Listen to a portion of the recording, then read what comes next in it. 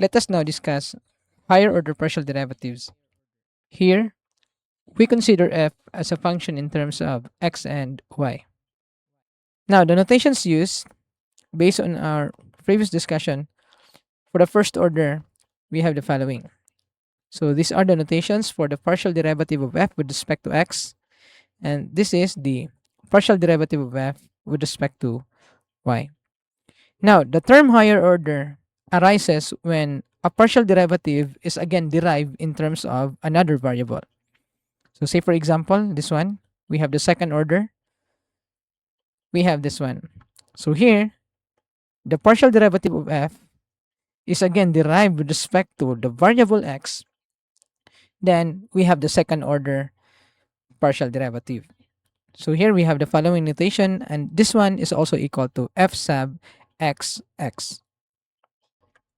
Now, this concept is also applied to any combinations of partial derivatives in terms of x and y. So we also have this one, meaning your partial of f in terms of x is derived with respect to y, then we have this notation. Now, notice that in this notation, the last variable that appears in the denominator is the first one written in this subscript. And this one for y, and this is the last one in this subscript. We also have the following notation, which can be obtained by applying the same concept. Say, for example, you are asked to verify whether the second order partial derivatives of f are equivalent. Your function f here is in terms of e and your ln. There is a clever trick we can use to simplify our process. By doing so, we avoid some messy denominators obtained by deriving this ln.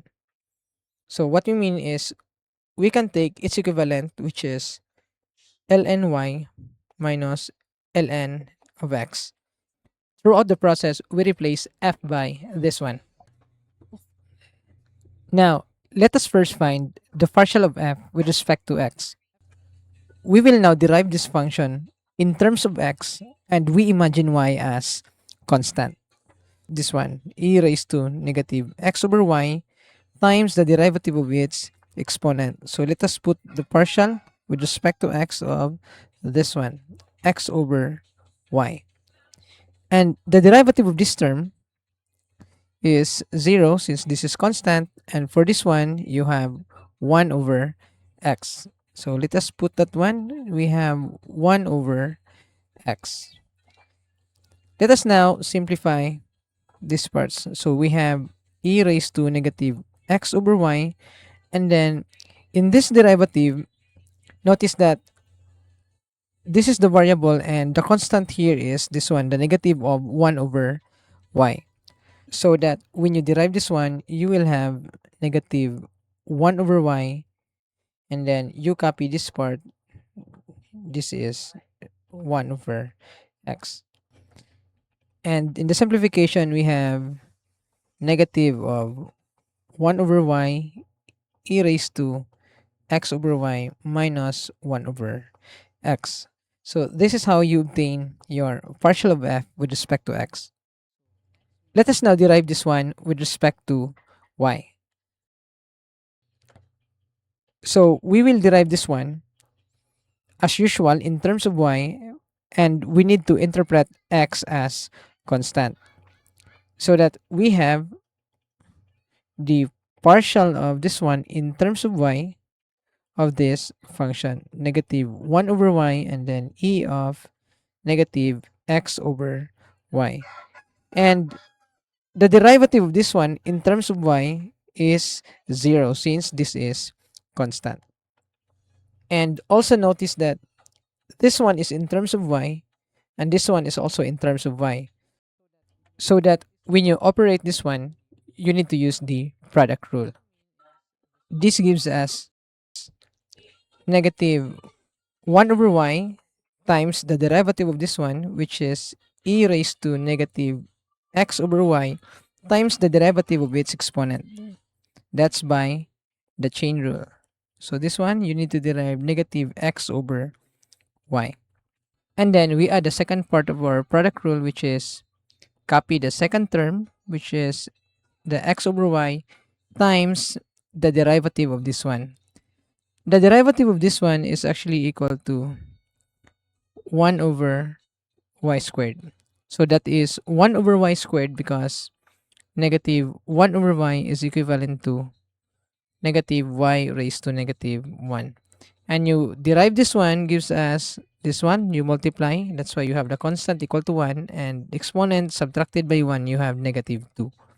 And this is also equal to 1 over y squared. That's why you have this one. Let's operate the remaining partials.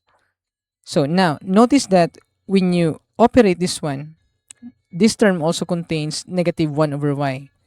So therefore, its derivative is also equal to 1 over y squared. Since this one is constant, you simply put that one back so that you will have this simplification. Negative 1 over y e raised to negative x over y, and then you have x as the constant and then over y squared as we have mentioned earlier. And then you also add this remaining terms, which is 1 over y squared e raised to negative x over y. So that your final simplification is this one. Negative x over y cubed e raised to negative x over y plus 1 over y squared e raised to negative x over y. You may also choose to factor out common terms if you want, and this is the value of your second order partial derivative f sub xy. So let us now use the same concept to obtain fy of your original function first.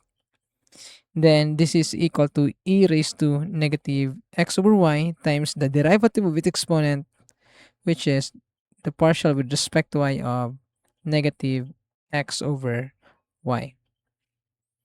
And then for the derivative of this one, you have plus 1 over y, and this one vanishes to 0 since x here is constant. Simplifying this one gives us e raised to negative x over y times the derivative of this one, which is equal to x over y squared. And then you copy this part, you have 1 over y. We may choose to rearrange this one first into 1 over y squared times x times e raised to negative x over y plus 1 over y. The reason for this arrangement is that in the next step, we need to find f of yx. That means we need to derive this one with respect to x. By doing this one is your immediate constant. And then in deriving this one, you can use the product rule since this term and this one is in terms of x. So doing that one gives us the factor out constant and then the partial of this one remaining term in terms of x. So x e raised to negative x over y. And this one vanishes to 0 when you derive this with respect to x. The product rule gives us 1 over y squared times this one. So first, and then derivative of second, which is e raised to negative x over y times, since this one is the variable, the resulting constant is negative 1 over y. So that's why you have this one. And then plus second, so copy this one and then derivative of first. And so we have e raised to negative x over y since the derivative of x in this manner is equal to 1. So notice that when you simplify this one, this is actually equal to negative x over y cubed e raised to negative x over y plus distribute this one, you will have 1 over y squared times e raised to negative of x over y. So this is the value of your f sub yx. In summary, what we have is that this is the value for your f sub x. This is for your f sub xy, and for fy we have this one, and this is the value for f sub yx. And as you can notice, these two values are equivalent. Therefore, the second order partial derivatives of this function are equivalent. In our next video, we will cover implicit partial differentiation and its alternative way of verification. See you in our next video.